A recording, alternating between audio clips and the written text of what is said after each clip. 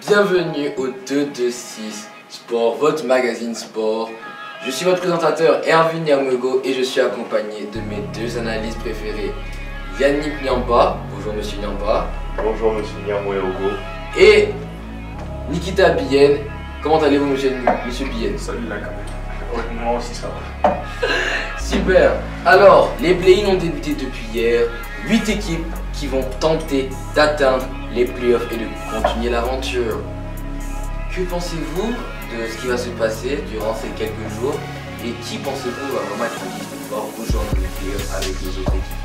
Bon, déjà, je vais citer les équipes qui vont participer dans les play-ins. Pour le West, ça va être les Memphis Grizzlies avec Ja Morant, qui pense qu'il est un des 5 meilleurs point guards du monde.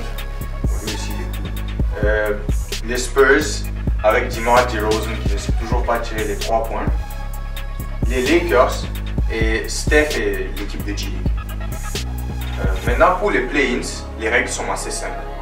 Ça veut dire que quand les Lakers, qui sont 7e, vont jouer contre les Golden State, qui sont 8e, l'équipe qui perd va affronter l'équipe gagnante de Memphis et Spurs, qui sont 9e et 10e respectivement. Pour l'Est, c'est les Pacers qui sont 9e, qui vont jouer contre les Hornets qui sont 10e, les Celtics qui sont 7e, qui vont jouer contre Washington qui sont 8e. Monsieur Nyamba, qu'est-ce que vous pensez? Vous pensez que va sortir ici? Dans le East, dans l'Est, moi je vois les Wizards. Je pense que les Wizards vont battre les Celtics et les Hornets vont battre les Pacers. Et ensuite, je pense que les Hornets vont battre les Celtics. Parce que les Celtics, il y a, j'ai oublié son nom, il y a Brown qui est blessé.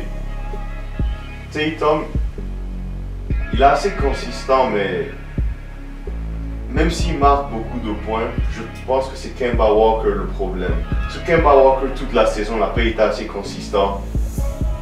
Et ils sont 7e. De mon point de vue, c'est de sa faute qu'ils sont 7e. Parce qu'il n'a pas apporté ce qu'il devait apporter.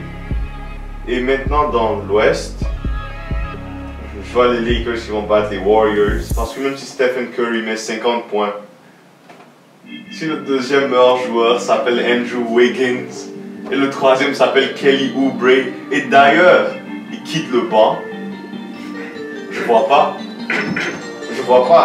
Ils ont perdu. Il y avait un match contre les Raptors, à la mi-temps ils perdaient je pense de 40 points si je me rappelle bien, alors que Curry avait mis au moins 30 points. Alors, et les Spurs contre Grizzlies, j'aime les Grizzlies, mais je pense que les Spurs vont les battre. Avec tout être objectif, c'est bien monsieur Nyamba. Je fais un petit commentaire. Je suis du même opinion, parce que les Celtics, comme sont ces Kemba Walker, c'est une liabilité défensive. Et il doit apporter ce qu'il doit apporter en attaque. Mais cette saison, il average combien? 17 points. C'est en dessous de ce qu'il devrait. C'est en dessous de ce qu'il devait apporter pour son équipe. C'est insuffisant. Il reste toujours comme une liabilité défensive. Maintenant, oui, je pense que les Hornets peuvent battre les Celtics, mais moi je dirais que les Celtics et les Wizards vont passer. Parce que les Hornets, je pense que Tatum va les faire sortir. Je pense que Tatum va avoir un de ces jeux où il met 40 points, il sort son équipe. Maintenant, Curry, je m'excuse, le MVP. Nous en reviendrons. Curry, Nous parlerons de ce sujet. Moi je pense même avec une équipe de G League, peut faire quelque chose contre LeBron, AD et André Drummond, mais c'est vraiment pas probable comme Yannick vient de le dire quand il y a des joueurs comme Andrew Wiggins. Et puis d'ailleurs il joue bien Andrew Wiggins, je ne hate pas, mais bon, vous savez, c'est le deuxième meilleur joueur, c'est pas normal. La même chose, je pense que les Memphis, c'est les Golden State et les Lakers qui vont passer. Ça doit se passer de cette manière. Donc ce qui en ressort, c'est que Golden State a une moyenne de joueurs trop basse pour battre les Lakers. Alors, on finit avec les play-ins et on passe à une autre statistique qui est du moins plutôt impressionnante. Mais pas pour cette année 2021, mais pour la prochaine année 2022. À ce qu'il paraît, on assisterait à la plus grande classe libre de l'histoire du basketball la saison prochaine, en 2022. Est-ce bien ça? Oui, la classe des agents libres de 2022 est juste incroyable. Monsieur n'a pas dû vous laisser commenter, mais voilà les agents libres. Kevin Durant, James Harden là-bas, Steph Curry. Comment est-ce qu'on dit ça? Le tueur Babyface Assassin. C'était en anglais. Babyface Assassin, Steph Curry, Kawhi Leonard, The Claw, Luka Doncic, l'enfant magique, Bradley Beal. D'ailleurs, Luka Doncic est mon joueur préféré, je le dis maintenant. C'est le meilleur joueur. Kyrie Irving, Jimmy Butler, Zach Lavine, Julius Randle et le vieux sage Chris Paul.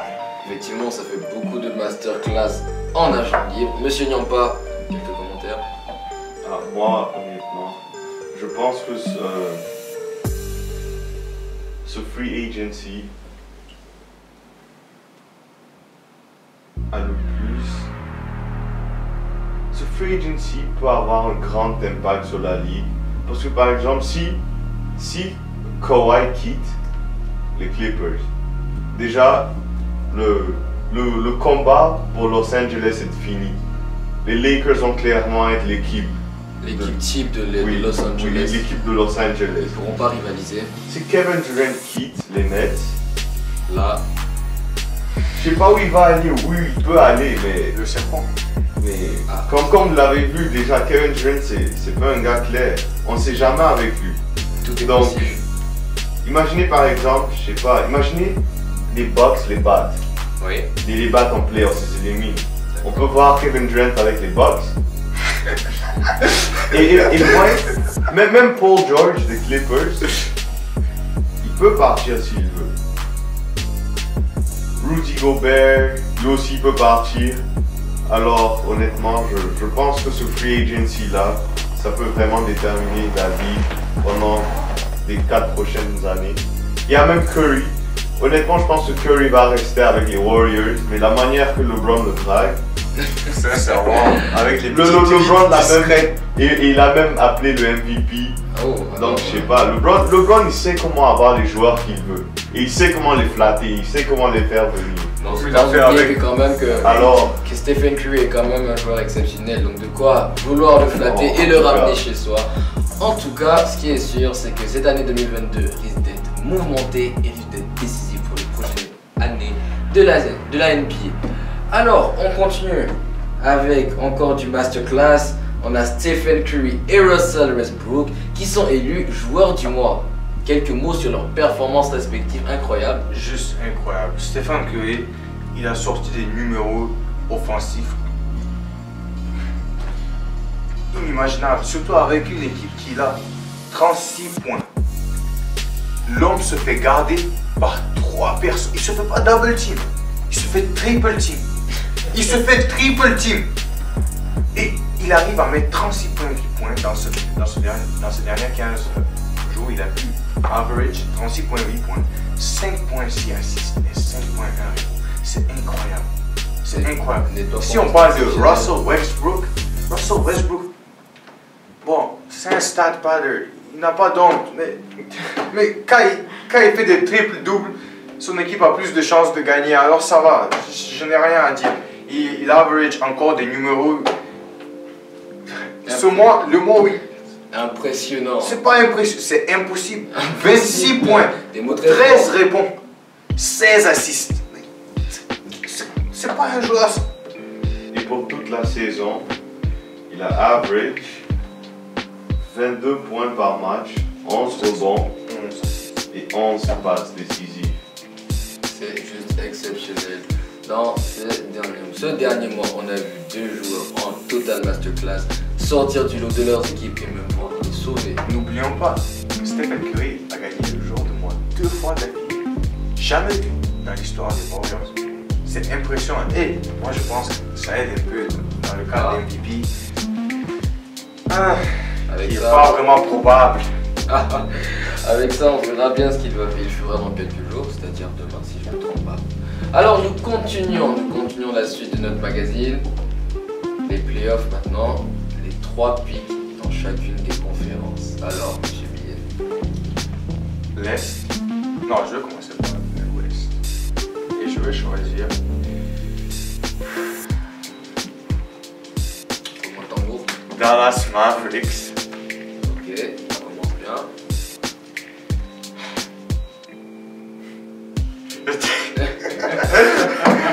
Oh, ça sent lourd, ça c'est lourd tout ça, c'est lourd. Ok. Allez, allez-y, Les allez-y. Denver Nuggets Denver Nuggets, ok. et les Lakers. Et les Lakers, je sais que c'était cette équipe que tout le monde attendait, évidemment dans l'Ouest. Et dans l'Est, On passe à l'Est. ouais, moi là c'est un peu clair. Les Nets, Les Nets, tu vois. les Bucks et les 76ers. Ah, le classique pour le suspense. Alors, Mais les Nets, ça c'est si Washington ne se réveille pas, hein, parce que de toute façon que Westbrook a la haine contre Kevin Durant et ses amis, c'est pas bon. ah, Il s'est fait trade par Harden et il s'est fait trade par Kevin Durant. Il va affronter ces 2 ennemis dans une seule équipe. C'est incroyable. on va dire que c'est l'ennemi adversaire pour le foot. On reste dans le cadre Ennemi. sportif. Ennemi. Des mots très forts par nos analystes. Alors, monsieur Nyampa, que dites-vous?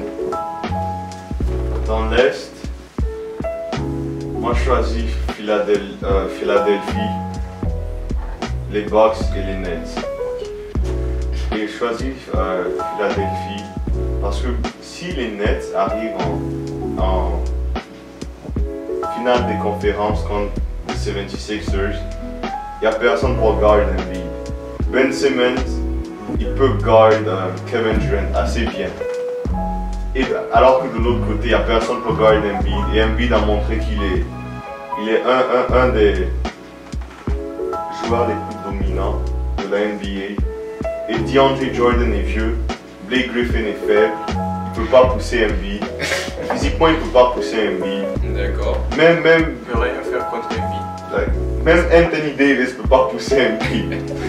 Oh, Donc, les donc Lakers. c'est pas Blake Griffin qui peut. Donc honnêtement, si les Nets jouent contre les 76ers, je vois les 76ers qui vont gagner.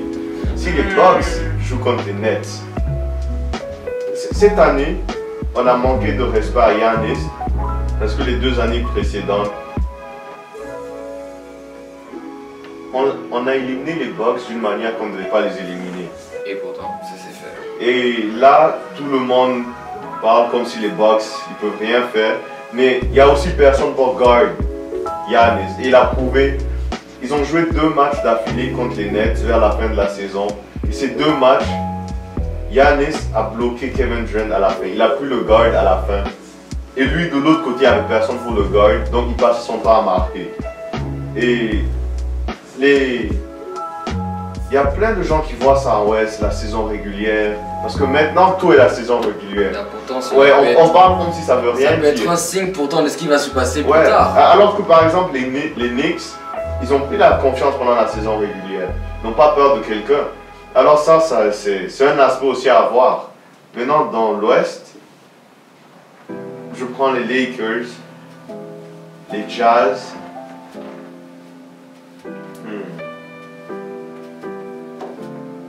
Et ensuite, Vraiment, les Jazz. Honnêtement, j'ai envie de prendre les Clippers, mais vous doutez, moi je pense que les Mavericks. les Ouais, Mavericks. Sérieux? Ouais.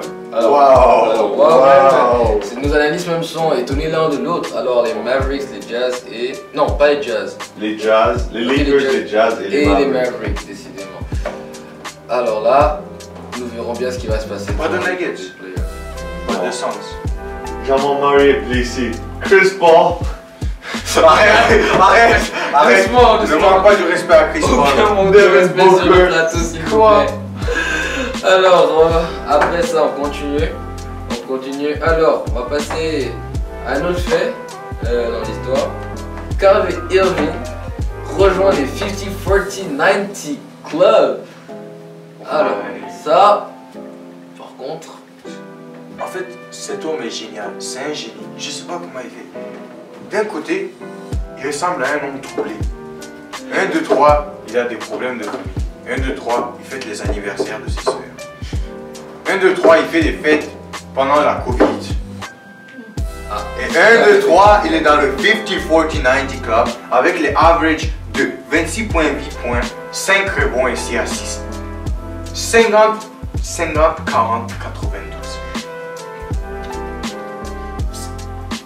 Ça n'a aucun sens. L'homme pense que la Terre est plate. Il ne croit pas dans la gravité.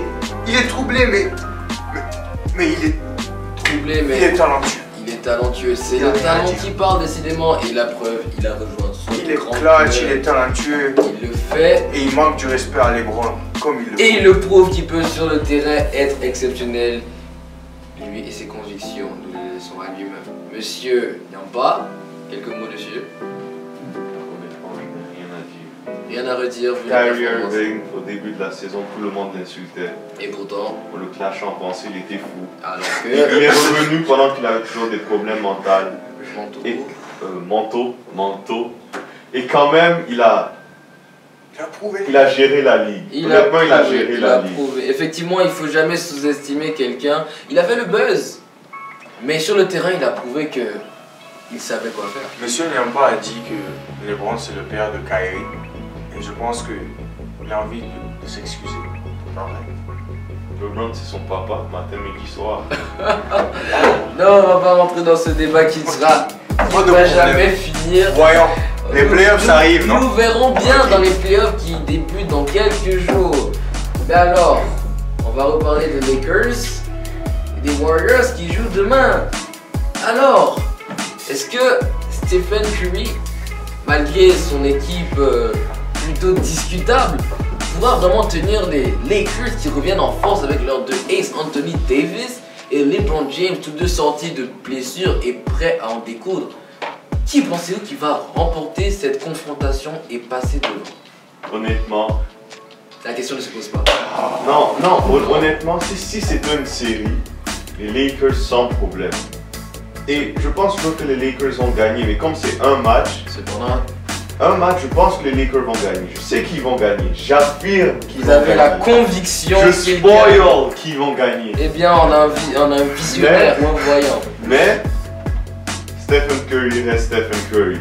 Et même si tu veux le manquer de respect, toute la saison, moi, je manquais de respect. Je disais que ouais, c'est parce que je jouais avec Kevin Durant et tout. Mais là, il a montré à tout le monde Qu'en réalité. qu'il reste le meilleur shooter de la NBA. Il faut avoir peur de lui. Parce que quand lui devient chaud, ça contamine toute son équipe. Et même Andrew Wiggins peut devenir chaud.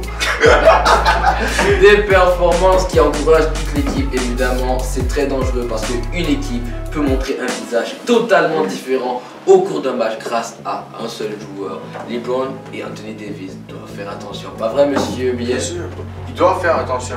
Parce que déjà, André Drummond, on a bien vu qu'il n'est pas vraiment dans l'effectif. Et puis, Stephen Curry, il est chaud. Ça fait 2 mois, c'est le meilleur joueur de sa conférence. En fait, non, ça fait 2 mois, il est le meilleur joueur de la NBA. LeBron James l'a affirmé. Bon, même s'il a essayé de le draguer en faisant ça. Bon, il a affirmé. tout de même. Il a affirmé. Et Stephen Curry, ce que M. Yannick dit, c'est vrai. Ce que M. Yampa dit, c'est vrai. Ça va être dur. Peut-être impossible. Avec Kelly Oubre Jr. et puis Andrew Wiggins. Et puis Draymond Green. Je n'ai rien à dire. C'est une équipe de G-League. Je le dis et je le redis. L'équipe de G-League. Mais Stephen Curry peut mettre 50 points sur la tête de LeBron et puis ses amis. Alors, Et puis personne ne va pouvoir l'arrêter. Même s'il vient à 3, même s'il vient à 4, même s'il vient à 5. Même s'il vient à 5 et Andrew Wiggins n'arrive pas à mettre les lay-ups simples, Steph peut faire quelque chose. Il est tout le temps dangereux, il est tout le temps chaud, il est décisif et il est devenu clutch. Je pense. Alors, un three-pointer à la Midorima qui pourrait être très dangereux pour les Lakers, mais tout de même, il est le seul dans son équipe. Alors qu'en face de lui, il y a des pistes, des gens qui veulent gagner, qui veulent passer à les playoffs. LeBron et Anthony Davis face à Stephen Curry et excusez-moi. Andrew Wiggins. Dis Andrew Wiggins, s'il te plaît. Andrew Wiggins. Effectivement. Alors, on passe sur ce bouton et on continue avec un autre match qui sera alors. Attendez, une seconde. Je ne veux pas manquer du respect à Andrew Wiggins. Il joue vraiment bien, mais c'est pas un joueur qui doit être le deuxième meilleur score. Il donne pas assez. Il donne pas assez. Son reste ici, on ne va jamais continuer. Alors, on continue et on passe alors à un autre match, une autre partie qui sera aussi très décisive. Alors, est-ce que vous pensez vraiment que les Mavericks, qui sont pas vraiment dans la meilleure des formes, pourront battre les Clippers, qui pourtant eux sont plutôt assez bons, mais les saisons passées nous ont montré que cette dernière phase de la saison était toujours compliquée pour eux. Alors, entre les Mavericks et les Clippers, what do you think? Qu'est-ce que vous pensez sur cela? L'année passée, au premier tour, les Clippers ont joué contre les Mavericks. Tout le monde pensait que les Clippers allaient bouffer les Mavericks. Et même après que Porzingis s'est blessé, et même après qu'il s'était éjecté pendant le deuxième match, je pense, ils sont allés à 6 matchs. Alors moi je pense que les Mavericks vont gagner parce qu'ils déjà ils veulent se venger. Ils vont venir avec une équipe en bonne santé, en forme. Ils ont mal commencé la saison et ils ont pu remonter jusqu'en 5e position. Alors moi je pense qu'ils sont prêts pour les Clippers. Parce que les Clippers honnêtement ils sont pas meilleurs que l'année passée. Ils ont la même équipe, ils ont juste ajouté Ibaka et Rondo. Mais Paul George n'a pas de problème avec sa copine cette année. Ah, bon, on va voir. Mais même avant que Paul George ait des problèmes avec sa copine, dans les playoffs, il servait à rien. C'est juste quand il était aux Pacers. Juste après ça, il est devenu inutile pendant les playoffs. Quand il jouait à OKC, quand Westbrook avait besoin de lui, il n'était pas là. Il vient avec les Clippers, Kawhi a besoin de lui et il tape le backboard. Effectivement. Un des meilleurs shooters de 3 points de la NBA est réduit à Danny Green. Bon, sincèrement, moi je suis fan de Dallas Mavericks. Moi je suis pas fan de Dallas, je m'en fous de Dallas Mavericks. Moi j'adore Luka Doncic. Je pense que c'est lui l'avenir de la NBA. C'est lui le prochain MJ, Kobe, LeBron. C'est lui qui va porter la ligue sur ses épaules. Et sincèrement, il est le meilleur. Il est juste bon, il nous a montré qu'il est clutch. Avec des performances de plus de 40 points contre Paul George et Kawhi Leonard. Les deux meilleurs joueurs défensifs de la NBA. Bon, sur leur position, pas en totalité, mais sur leur position, c'est les meilleurs joueurs défensifs de la NBA. Et il a prouvé qu'il s'en fout. Tu peux mettre ta main sur son visage, tu peux le gifler, tu peux le bousculer. Il va avoir ses 40 points, il va avoir ses 30 points. Il va avoir un triple-double aussi. Et puis il va tout faire pour gagner. Kristaps Porzingis et Luka Doncic n'ont pas une bonne cohésion. Ils ne font pas une bonne équipe. Mais eux deux, ils ont envie de gagner. Et Kristaps, je suis sûr qu'il va... S'il est de bonne santé, ils vont gagner les Clippers. Nous verrons bien ce qui va se passer dans les jours à venir et semaines à venir. Alors on va passer à notre dernier point de ce magazine. Le point décisif et que tout le monde en parle. À votre avis, qui devrait être le MVP cette année? On a déjà un petit avis avec Stephen Curry du côté de M. Billet. Alors, qu'est-ce que vous dites? Bon, déjà, comme M. ne vient pas, je voulais juste dire que si on allait juste regarder la performance, l'équipe de G-League que Stephen Curry a pu porter jusqu'à les play-ins sur ses épaules, il mérite ce MVP. 2 fois d'affilée, il a eu le joueur du monde. De l'Ouest, pas de l'Est. C'est pas juste les stats.